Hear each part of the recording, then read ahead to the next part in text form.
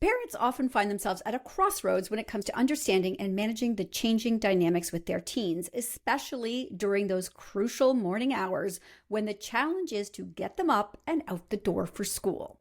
Today, we are joined by our very own expert on the parent teen relationship, Aly Pain. Aly has dedicated her expertise to empowering parents to understand and connect with their teens through open and honest conversations, fostering respectful, healthy relationships.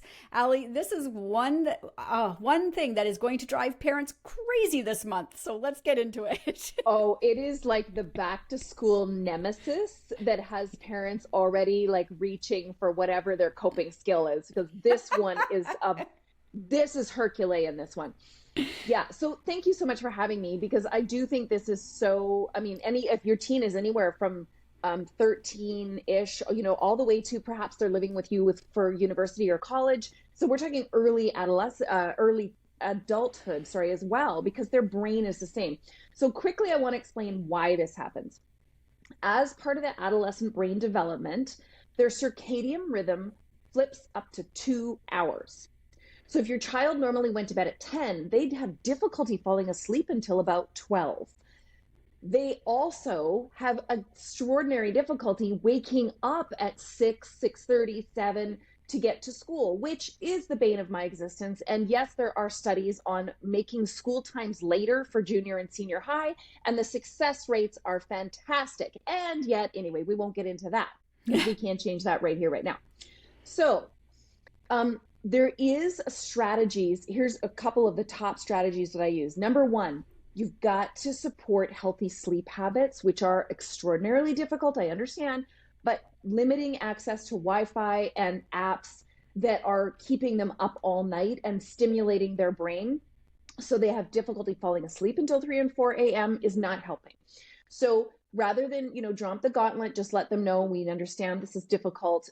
This can be very hard. It's really important during school hours that we get enough sleep.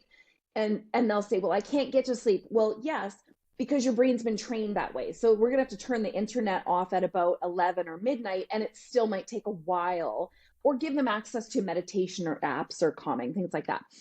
The biggest thing I can say to you is this: stop waking them up in the morning. Now, I know what you just said. I heard you. I know what you just said. Well, if I don't wake them up, they won't get up, and then they're going to miss school, and they don't care if they miss school, so then they're going to fail. Maybe is what I have to say with that.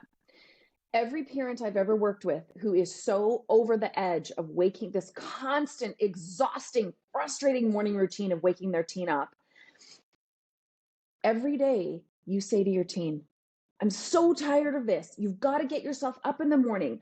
And then you go in the morning and you try and wake them up 10 times. You've got to get up for school. You've got to get up for school. Wake up. You've got to get up. And then eventually somehow dragging them by the ear or the hair, you get them out of their bed, or like, I'm not condoning abuse, but like you imagine to get them up in the car and to school, maybe they're even still half asleep.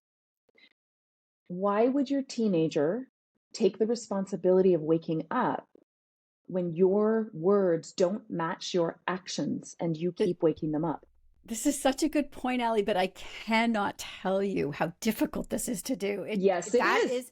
I think it is the most difficult thing to do, is as a parent, to let your child deal with the consequences of their own actions. It's so hard.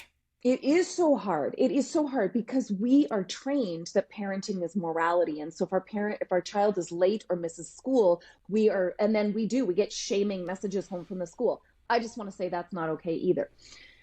Your teen will change, your teen's behavior will change when your behavior changes.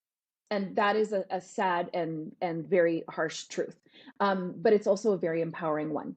Because when you can not say to your teen in a shaming way, that's it, Aly said, I'm not waking you up in the morning. It's on you. You're going to burn if you don't. No. We're not going to do that either. No, we're not going from black to white. Welcome to the middle ground. So we're going to say, look, I know this isn't working. It's not working for me. It's not working for you. I don't want this kind of resentment between us anymore. I'm tired of that. I am going to make an agreement with you. And this is going to take us a little bit of time to figure out our success path on this. We're going to get you one of those alarm clocks that goes off in the other end of your room, because if it's next to us, what do? We hit snooze. something that literally physically makes you get up and turn off the sound. I will come in and wake you up 2 times at this time and this time. If you don't get up, you will be late for school. I am not waiting in the driveway. I am leaving at this time. You're either in the car or you're not, because I'm going to teach you what it means to keep my word. And then you can call the school and tell them why you're late, and you can get assignments. And yes, if there is truancy fines, we will help you figure out how you are going to pay the fine. As usual, you bring some hard truths to the table, Aly, and I am wishing parents all the success on this month, because it is a difficult month. But you're right, you have to empower your kids. We are raising them to be successful adults, so this is part of that adulting process. So I can't thank you enough for joining me. You have a blog up on whatshesaidtalk.com that goes into much finer detail on this very topic, so people should head over there and look. Of course, where can they connect with you everywhere else? Best place to find me in social media is at Aly Pain, ALYPAIN, on Instagram and TikTok, or my website, alypain.com. All right, Aly, sending best wishes to all the parents out there this month. Me too. I believe in you.